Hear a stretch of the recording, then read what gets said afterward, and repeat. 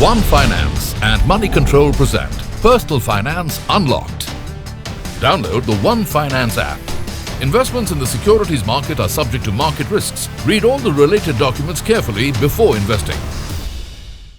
Hello, and a very warm welcome to yet another enlightening webisode of Personal Finance Unlocked by One Finance, powered by Money Control, where we look at the intricacies of personal finance, help you navigate through complexities to empower you with knowledge and skills, and guide you in making informed financial decisions.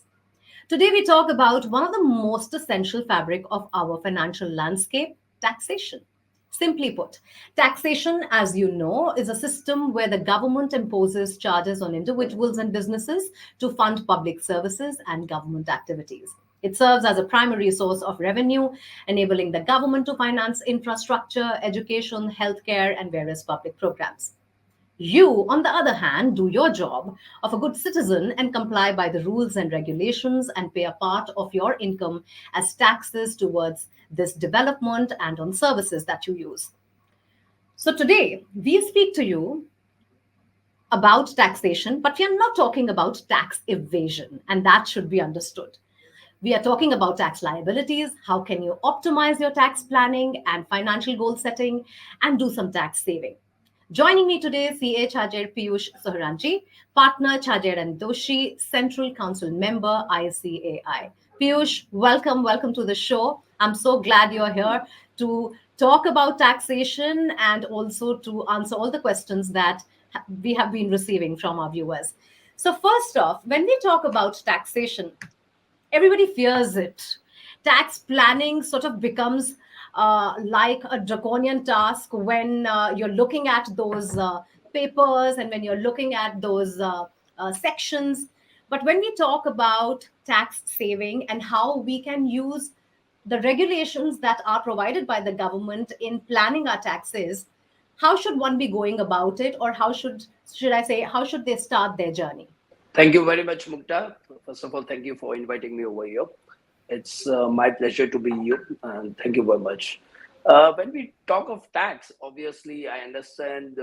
Let us have a concentration more from a perspective of an individual and HUF, obviously. And obviously, as I said, you have rightly mentioned, there's no question of tax avoidance. We are talking of tax planning, whereby you can use certain benefits, certain deductions which are available under the law by making certain expenditure if you are incurring actually, or by making certain investments, you get a benefit under the Income Tax Act. If I can specifically speak of certain for which is available for individual cases, because most of your, I believe the viewers would be an individuals, maybe a salaried or may not be a salaried employees. They may be drawing a business income, may have an income from other sources like interest, dividend. They may be earning income by way of rentals, which will be taxable under the income from house property. So there are very two specific important provisions which are available under the Income Tax Act, which we call it Section 80 capital C and Section 80 capital D. These are the basic sections where the benefits are available under the income tax even today. Obviously, there are changes in the law. There are options available whether you want to claim the benefits under this particular sections or not. But yes, there is an option available wherein you can still continue to avail the benefit or for a particular different tax rate which is available to you and claim the benefits. I would first like to address on Section 80 capital C. What Section 80 capital C is? Under the income tax, we have a certain deductions which are available from the gross total income. If a particular expenditure or an investment is made in accordance with Section 80C. So Section 80C provides for certain deductions out of the gross total income. Gross total income, as you all know, would be the income earned from the various streams. You may be having an income under the salary, income from business, income from other sources, that is, I mentioned, interest, dividend, income from house property, that is rental income. Once you arrive at the gross total income, there are certain deductions which are available to you. If you have incurred an expenditure which is covered under Section 80C, let's take an example. You have paid a tuition fees for your children. Up to 2 children, whatever tuition fees has been paid, it is deductible. up to rupees 1,50,000. ATC provides for an overall limit of claiming deduction to the extent of rupees 1,50,000. You can claim those particular deductions. These deductions may be by way of an expenditure incurred towards the education of your children, limited to 2 children. So if you have 3 children and you have incurred an expenditure though below 1,50,000, put together for all three, like you have a school fees, tuition fees, which is 40,000, and you're paid for 3 students, which comes to 1,20,000. You can claim only 40 into 2, 80,000. If you are paid 75,000 for each particular children, and you have 2 children, 75 into 2, you can claim 1,50,000. If you are paid 90,000 for each children, and you are paid for 2 children, which goes to 1,80,000, the total deduction would be restricted to 1,50,000. So this is one of the restrictions, one of deductions, along with the restriction which is available under Section 80C. Similarly, if you are incurring an outflow towards repayment of the housing loan, you have bought a house on a loan, and there is a principal repayment which is happening on a year-to-year basis. So whatever amount you have repaid towards a principal, which otherwise is not deductible under the income tax law, you will get a deduction to the extent of 1,50,000, again under Section 80C, if you have made some principal sum of home loan. Now, please mind it, when I talk of Section 80C, it's an overall limit of 1,50,000. So if you have claimed everything 1,50,000 completely under the education expenses, that is tuition fees, etc., for the 2 children, then you will get no further deductions. So these are the total deduction available to the extent of 1,50,000. Other things which are available under ATC, other alternatives which are available could be registration fees and stamp duty, which you have paid for acquisition of house property. These are towards expenditure. Let's talk of an investments which you can make. These are eligible investments which we generally call, which are covered under the Section 80C. That is investments in provident funds, that is PPF, Public Provident Fund, life insurance premiums which have been paid. You invest in equity-linked saving schemes. So there are ELSS schemes which have been floated by various mutual funds. If you invest into that, you get a deduction under ATC.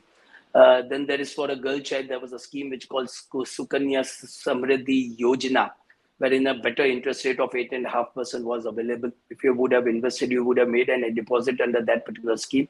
That capital amount which has been deposited would be considered as an eligible under Section 80C. Then a National Savings Certificate, which is generally used by issued by the Post Department, Senior Citizen Savings Schemes, National Pension Scheme, Unit Linked Insurance Plan, Pension Fund, any contribution to pension fund set up by the National Housing Bank, subscription to any particular bonds. So there are certain investment schemes which have been provided under Section 80C. So that would be the one of the area which I believe is the very much beneficial for the purpose of individual who can claim a deduction maximum to the extent of rupees 1,50,000. So that's the one. Secondly, which I thought I'm taking liberty, Mukta, of also covering at this point of time Section 80D, because these are the two most important deductions which generally everybody is able to claim, because either you are incurring expenses or you are actually investing in such streams. Similarly, Mediclaim, we would find most of our individuals who are taxpayers would have a Mediclaim insurance available with them. So if you're paying any insurance premium to the extent of 25,000 for yourself and family, when I talk of family, obviously your spouse and your children are covered, you can get an additional deduction of rupees 25,000. If you have parents who are below 60 years, and if you are paying premium for them also to cover a medical insurance, additional 25,000 would be available. So 25,000 for your family, 25,000 for your parents. And if your parents are senior citizens, that is, they are aged above 60 years, and you have paid any insurance period, that instead of 25,000, you get a limit of 50,000 rupees. So you can claim under Section 80D ranging from 25,000 rupees, and it can go up to 75,000. And in certain cases, if you yourself as an individual are above 60 years, you also can get a limit of 50,000 plus additional 50,000 for the parents. So this is also ATC and ATD, which I could thought of very briefly, very as an immediate reaction to what you said, what are the benefits available. I think so this could be the two important areas which individual or HUF tax assessees should look into it. Yeah. Right. It's almost like how you plan your life and how you go on in your life doing things, whether it is your own education, your health, when you're buying a home, or you are investing in your children's education, looking after your parents. The tax system allows and gives you a lot of benefit and allows you to make those allows you to use those benefits, really, if you are planning your financial life in accordance with your tax planning. What are the recent changes in tax laws that businesses and individuals need to be aware of? Are there any recent changes that have implications in the coming financial year? Yes, definitely. Now, obviously, when I talk of financial year, I'll restrict to a financial year which is ongoing, that is financial year 23-24. And there are a lot of changes made. Now, I just spoke about deductions which are available in respect of certain expenditure and certain class of investment which is made under Section 80C or 80 capital D. Now, these are all made optional. Let's take an example. There is a new tax slab rate which has come. And if you want to, that is which we call a default tax regime. If you opt for, if you go for a tax payable under the default tax regime, these deductions are not available. So these deductions are available only if you opt for old tax regime. What does the old tax regime says? What does the new tax slab says? Under the new tax slabs, the basic exemption limit has been increased. The difference of tax slabs, for an example, in the new tax slab rates, I do not pay any tax up to 3 lakhs. Hereafter, for every 3 lakhs, I pay a tax rate of 5%, which keeps on increasing by another 5%. For an example, 0 to 3 lakhs, there's no tax. From 3 to 6, it is 5%. 6 to 9, it is 10%. Then 9 to 12, it is 15%. 12 to 15, it is 20%. And above 15, only it is 30%. Now, if you are falling under the default tax regime and if you do not opt for the old tax regime, you are not allowed any of such deductions. We were just discussing about Section 80C, capital 80D. Other than 80C and 80D, also there are a lot of other deductions which are available, which we call under the income tax as a Chapter 6A deduction. Now, Chapter 6A deductions are only available if you are not opting, if you are not opting for, are available only if you are opting for old regime. So if you are opting for new slabs, which are quite lower, tax rates are lower, slabs have increased from a basic exemption from 2.5 to 3 lakhs, and hereafter 5% only it increases. But you lose the benefits or deductions available under Section 80C and 80D. But if you still opt for an old tax regime, which is an option available you have to file that option before you file your tax return. So let's take an example for financial year 23-24. You would be filing your tax returns before 31st July 2024. Before filing your tax return, you have to opt for the old regime if you want to claim the benefit of those deductions. And every individual taxpayer, so it's becoming little complicated to that extent. What is your level of income? You need to look into it. For an example, if my income is only to the extent of 5 lakhs, obviously I cannot make an investment because I require money in hand, a liquid funds for also spending it. Then in such cases, I may opt for an old tax regime because any amount up to 5 lakhs is exempt because of a rebate available. Otherwise, under an old tax regime, the tax rate exemption is only up to 2,50,000. And between 2,50,000 and 5 lakhs, I have to pay 5%, which is 12,500. But I get a rebate benefit. So I do not pay any tax up to 5 lakhs under the old regime.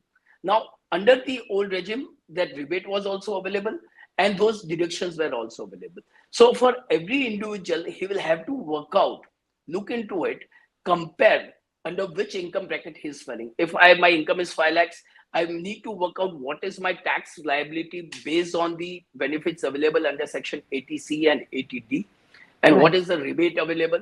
If I fall, if my income, and I may also do a working under a new tax regime where I Mhm. will not get any deduction under Section 80C and 80D, and then see which is the beneficial. So whichever is the beneficial, I will opt for that. So this is the recent changes. Of course, there was a changes. This changes also came in during financial year 21-22, but those tax rates were different, slabs were different. But recently, which is applicable for the first time for financial year 23-24, tax slabs and tax rates have gone down with reduction of all the benefits available for the investments and expenditure is quite good. It's quite impressive. So every individual will have to do this two working, see to it which is more beneficial to him, and then opt for the whether old regime or continue with the default new regime. Noted, noted. That's an important point here, which is that with the change in rules and regulations and the new inclusions, one needs to figure whether they want to follow the old tax regime or the new tax regime, and take a call take a call in time of your filing of taxes, and also calculate which is going to be beneficial for you at the end of the day for your tax saving purposes. Now, when we talk about investments, Piyush, one often talks about mutual funds, bonds, fixed deposits, stocks, etc. What are the tax implications on the gains made on these, and how much should one be investing in all these instruments? Because as you already mentioned, there is a cap at the end of the day. So what is a good diversification of portfolio then from tax point of view?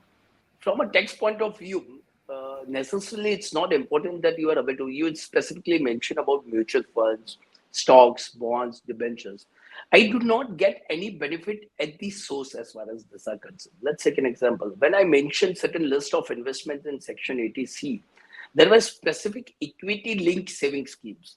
So the individual will have to look into it when they are investing into this mutual funds. They are not eligible under Section 80C. So they are not getting any tax benefit of the capital amount which is invested, even of 1,50,000. Only if it is an ELSS scheme, which is called linked saving schemes, wherein your returns on those investment is quite less when compared to a regular mutual fund. So as far as tax rebate or the tax deduction is concerned, out of my total income, of the capital invested in the bonds, shares, mutual funds, and there is no tax benefit per se. But there's another way of the benefit which I look at it. Let's take an example.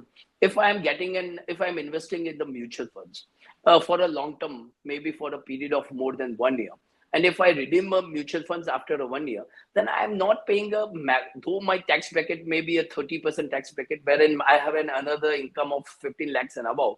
Still, the income from mutual funds, which have been held for more than 1 year or which are equity oriented, would be treated as long-term capital gains. When I say it would be treated as long-term capital gains, I'm paying tax only of 20%. So otherwise, I would have paid off 30%.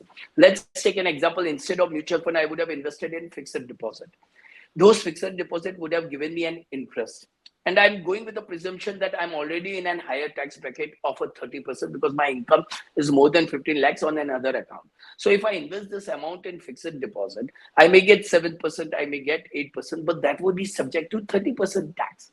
So my return post-tax would, after, if I presume it of 7%, I reduce 30% tax out of it. My post-tax return hardly comes to 4.9% technically. Whereas if I compare to a mutual fund, which are growth-based, and they do not declare dividend, I wait up till the redemption. I wait up till the end of the 1 year. And if there is an increase in the valuation of, which we call NAV, net asset valuation of those mutual funds, if there is an increase in the value, I paid tax only on the difference of my purchase cost and my sale cost. I also get a benefit of indexation, capital gain indexation, and I pay a 20% tax rate.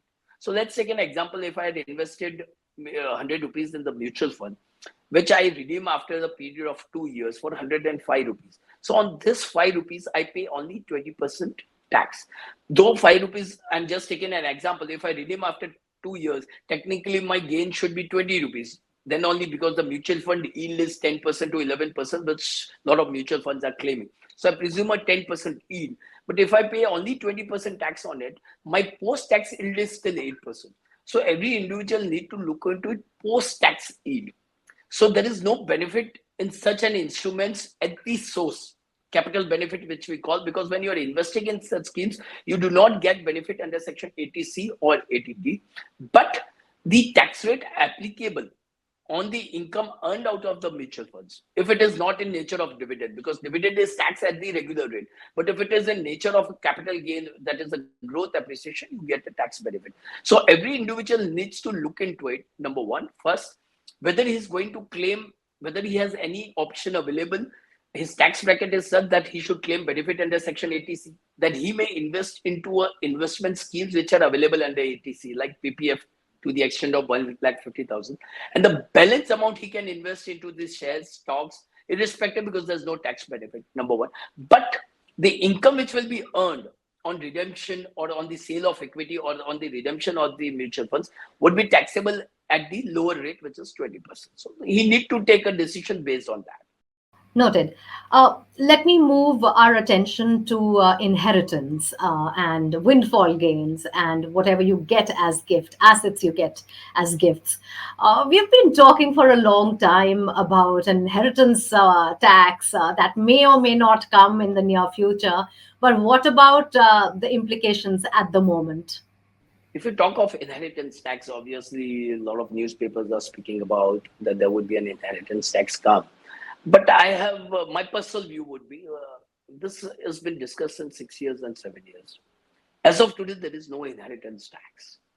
If my parents, if the parents of any particular assessee expires, leaves behind some assets, they can be inherited by his legal heirs without any tax implications as of today. So what has been talked is that inheritance tax may come in. There is already an inheritance tax, which is either termed as inheritance tax. Loosely, it is also called death tax somewhere in USA. There is also estate duty, which has been called that whatever is the value of the assets in this country, which is inherited by the legal heirs of the person who has deceased, they have to share certain portion of that amount. If I'm not wrong, there is around 35% in USA with a very high threshold limit. In India, as of today, there is no inheritance tax. Whether it will come in the future is a question mark. According to me, since last 7 years, this has been discussed, but it has not seen light of the day. And I also don't feel that it will come in the near future. A lot Mhm. of people have been working around that if estate duty comes in, can we plan taxes that we may not have to pay tax, like they are packing their assets in a trust, or they are parking in assets in an limited liability partnership wherein they can plan, and inheritance tax may not be applicable. So this is all may not be applicable. If the government comes with the inheritance tax, obviously there could be a high exemptions, obviously like a residential flat, agricultural land, considering the Indian environment, political environment. Obviously, there would be exemption for residential flats. I would think of agricultural land. I could think of plus certain high threshold limits, and only beyond a particular point the tax would be estate duty or inheritance tax would be applicable, if at all it comes. But as of now, I would only say that there's no tax. Gifts are exempt even today amongst relatives. If it is received from a relative, which is any of your lineal ascendant or descendants, there's a long list available under Section 56. If you receive any gift from relatives, it's not taxable. If you receive a gift from a non-relative, then only it is taxable. Whereas inheritance is always presumed it will come from a obviously from it will be received by a legal heir from his ascendants only, basically, and therefore it would not be taxable under the gift, and inheritance tax is not expected today. So I would like to Right. leave it that over today. Right. The other area of tax learning, which is very complicated, which can be very complicated and often confuses people, is capital gains tax, long term, short term. And a lot of times people wonder whether it is better to, especially on real estate, they wonder whether it is better to pay the capital gain tax and have the money free, or or reinvest the money quickly so that you don't have to pay taxes. But what is the correct formula, or what is the right way of assessing this tax implication? So before I go to what would be the correct way of assessing whether I should reinvest and save taxes, or whether I should pay tax and use my money the way I wanted, it all depends upon the individual goals. Now, before I go on to those, let us understand what the long-term capital gains tax is, and what are the reinvestment benefits available broadly. I will try to cover. So as I said, let's take an example. I have certain investments in the equity shares. I had invested 100 rupees 10 years back, and I'm getting 200 rupees today. So after 100 rupees will be index. Let's take an example. Index cost of acquisition 100 becomes 150 rupees, but I'm realizing 200 rupees today. for that particular equity share. So 50 rupees, I'm making a profit on a particular equity share. And I have a 1 lakh shares of those particular company. So I make a 50 lakhs profit. Now I have an option. I pay a 10% tax rate, which is actually a tax rate applicable to an equity instrument, that is an equity shares of a listed company. So I pay a tax of 10% on this 50 lakhs, pay 5 lakhs, and use 45 lakhs the way I want to it. Number one.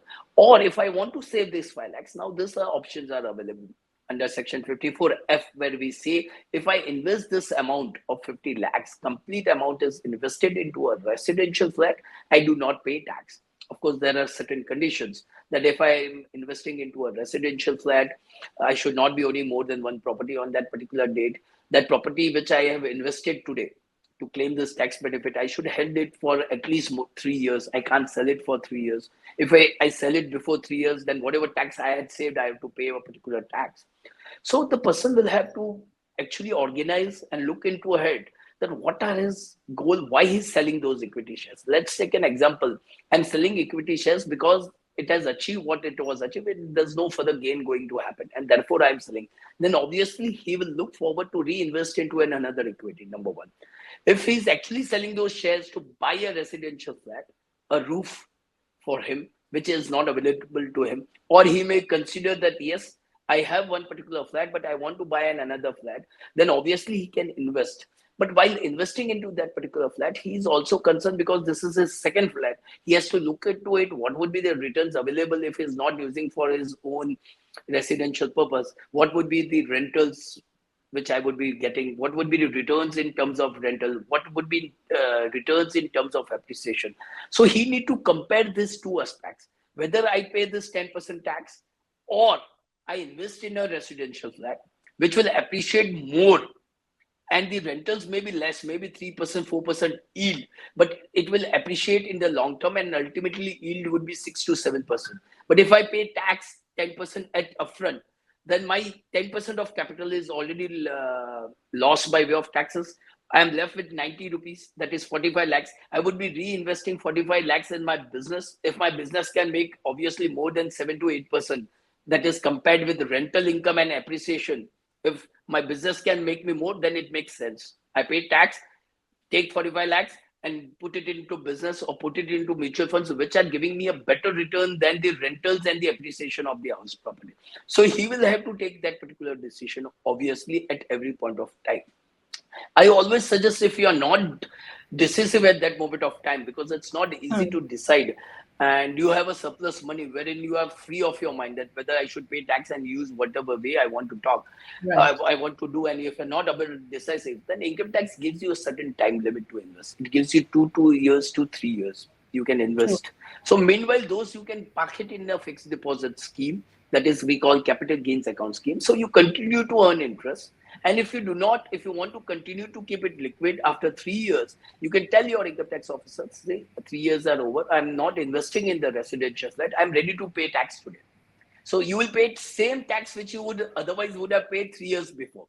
So if you see it in terms of inflation, you are practically not paying much. You are deferring the tax liability, number one. You are protecting your capital also, and you are paying tax after 3 years, the same tax rate, which is 20%. That is a tax saving which you had done.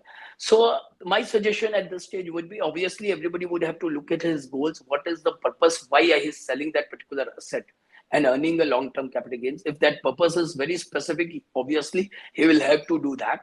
If he wants the money for a particular education expenses or for some marriages or for his personal use, obviously only way would be to pay tax and utilize the way it wants. But if there is no purpose defined, he can look at it in reinvesting where the tax can be saved and compare both the perspectives and then take a decision. We also talk about retirement planning and how we should use these tax tools for effective retirement planning or an emergency fund planning. From that point of view, what can your suggestions be? Considering a retirement planning tax savings, if you tell me, the best which I could think of is like a public provident fund. When you are making an earnings today, or a pension scheme of the government, a pension scheme which is run by various banks, that's State Bank of India and other banks also, which we call national pension scheme, a contribution to them, or contribution in public provident fund. So this will help you in building a corpus over there, and you also get a tax benefit under Section 80C if you're availing an old regime today. Let's presume you are not getting a tax benefit under Section 80C because you have gone into a default new regime. Still, the income or the interest which is earned from a scheme like a public provident fund is exempt. So you're not paying an tax on the interest. If the interest on the PPF, which is today is at 7.1%, it is completely tax free. So even if I compare with another instrument which is giving me a 9% or 10% rate, I would be paying 10%, 20%, or maybe 30%, depending whether you are invested in mutual funds which are equity based, or it's a mutual fund which is debt based, or it's a fixed deposit. So your post-tax return after paying tax may be less, but in PPF you're getting 7.1%. Plus, it is also secured in a way that it is secured under the Consolidated Fund of India of the PPF. So you can definitely invest into a PPF, get an initial tax benefit, and also the interest which gets accumulated on the PPF would be quite a corpus. So let's take an example. If I am a salaried employee and I am working over a period of 20 years, 30 years from my age bracket from 30 to 60, I can maximum make an investment of 1,50,000, which is permissible. And 1,50,000, if I'm investing, if I accumulated it over a period of 30 years, and the interest has also been compounded, obviously I could have quite a good retirement fund which would be completely tax free at the end of the 30 years when I'm retiring at the age of 60. This 1,50,000, my contribution for 30 years would be 45 lakhs, and interest at 8% would be accumulated, which will run into crores of rupees at that moment of time and can serve a very good tool for tax saving, for protection of the capital, tax saving on the interest which is getting accumulated, and ultimately it would be available to you out of the Consolidated Fund of India, and therefore much secured. So I would suggest these 2-3 schemes are very good for the retirement planning. One of the questions, Piyush, that everybody is concerned about is regarding cryptocurrencies and all the money that has been parked there. So for people who have been investing in cryptocurrencies and have their money parked in exchanges abroad, what are the tax implications as of now? For this particular financial year, as far as cryptocurrency is concerned, there is a lot of clarity which has come that how it would be taxed. Whatever is the difference that has been earned between the purchase price of that particular crypto and sales would be taxed at the normal tax slabs. So if your tax slabs is 30%, which we call full tax. But as far as the previous old cases are concerned, there was a lot of dispute. There were two different legal views whether this should be taxed as an income, a regular income, which will be taxed at full tax slabs, that is 30%, or if you are falling in a lower tax bracket, at whatever tax bracket is applicable, or would it be taxed as a capital gains? But I believe after this last budget and from this financial year 23-24, there's quite a clarity. So whatever profits you have been making on the trading of cryptocurrency, I would say, when I say, or you are investing in cryptocurrency and you are again drawing it, you would be taxable at whatever profits you have made at the full tax slabs. So it's a regular tax slabs like any other income which you are earning. Right. What are the tax implications on foreign investments and perhaps assets of Indian residents that they may have purchased abroad or have invested in? In case of Indian residents, as far as our income tax law is concerned, all income arising wherever, maybe based on the foreign assets, would be taxable in India. The very first important point which keeps to be in mind is that in case of a resident Indian, if a particular assessee, particular person is a tax resident in India, he has to offer all the income wherever it is lying. Let's take an example. I was a non-resident when I invested into the shares. I was working in USA. I have certain deposits in USA. I have certain equity holding lying in USA. Whatever, and I become a resident subsequently because I travel back to India. And if I'm filing my tax return as a resident in India, whatever income is earned, maybe by way of interest, maybe by way of dividend, you will have to offer for taxation in India and pay a full tax rate, number one. Furthermore, you need to keep a track that whatever foreign assets are there, assets in the form of deposits, in the form of residential property, maybe in the form of, as I said, equity shares, there, whatever income is earned thereon, would be also taxable in those particular countries. So you will have to be aware of what is the tax rates applicable to that particular country. Let's take an example. I have a certain assets in USA. There is a local tax. Interest is taxable over there. Dividend is taxable over there. If I sell a property which I was been held in USA and I sell it tomorrow, there's a long-term capital gains over there. Plus, this income would be again taxed in India only. But since there is a double tax avoidance agreement between India and USA, whatever tax has been deposited in USA, you get a credit in India. So effectively, what is happening? If I'm depositing 100 rupees in USA and tax liability in India on such income is coming 120 rupees, for an example, I will deposit only 20 rupees in India because 100 would be already deposited in the USA, so we'll get a tax credit. Let us take an example other than USA, like an UAE country where there is no individual taxation today. So all income which is earned out of the assets located in UAE, whether it's in securities, whether it's a real estate, whatever, is not taxable in USA, in UAE, in the hands of the individual. But they will continue to be taxed in the hands of an India, like any normal taxpayer.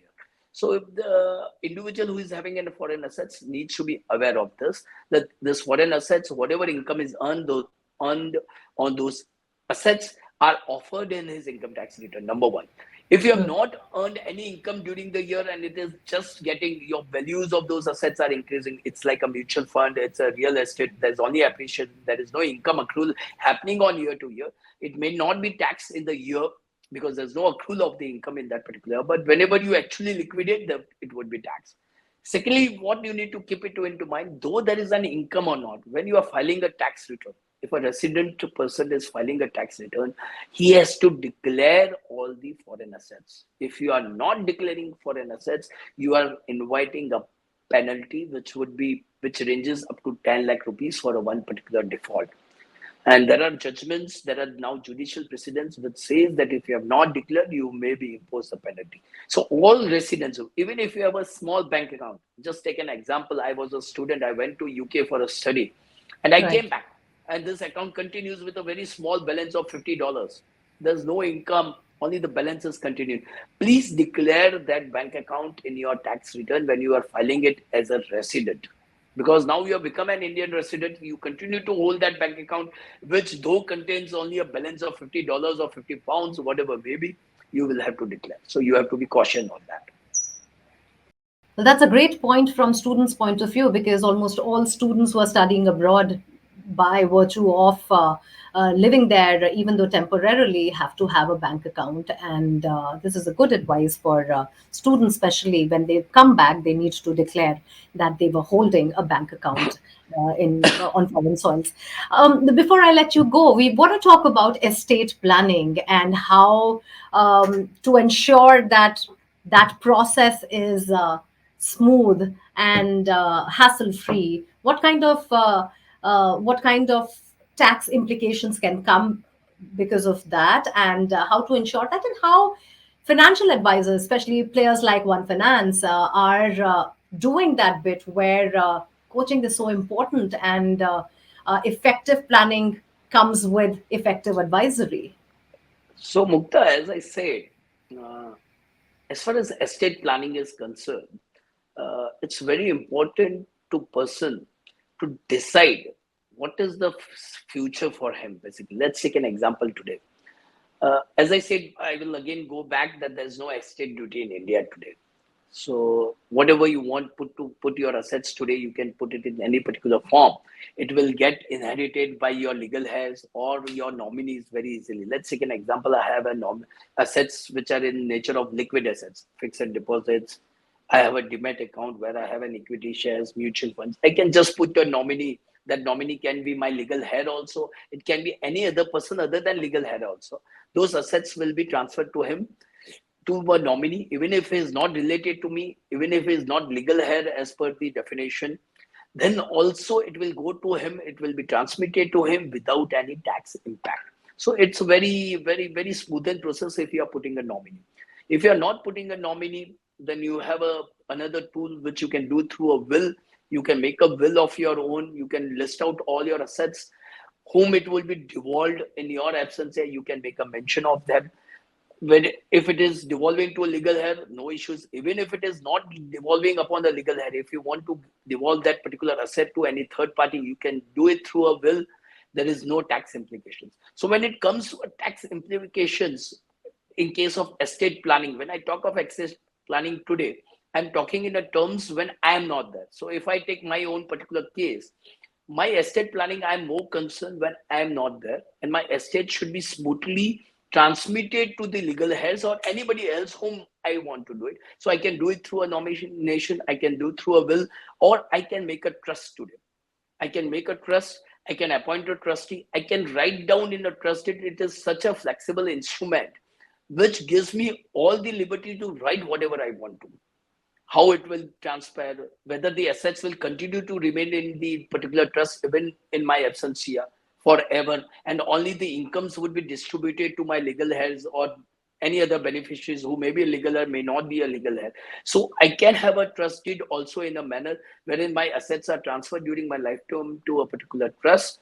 That trust will hold those particular assets. I can define who will be the beneficiaries therein. Beneficiaries can be fluid, it can be defined in names, or it can be only relationships, and it will continue. It will continue over a period of time. Objectives can be defined, so it will flow. The only disadvantage of a trust today is that trusts are taxed like an individual, and it is taxed at a little higher rate and higher surcharge. So that it may not be a very tax effective instrument, but still it is a very good way of transmitting an assets for the purpose of my benefits.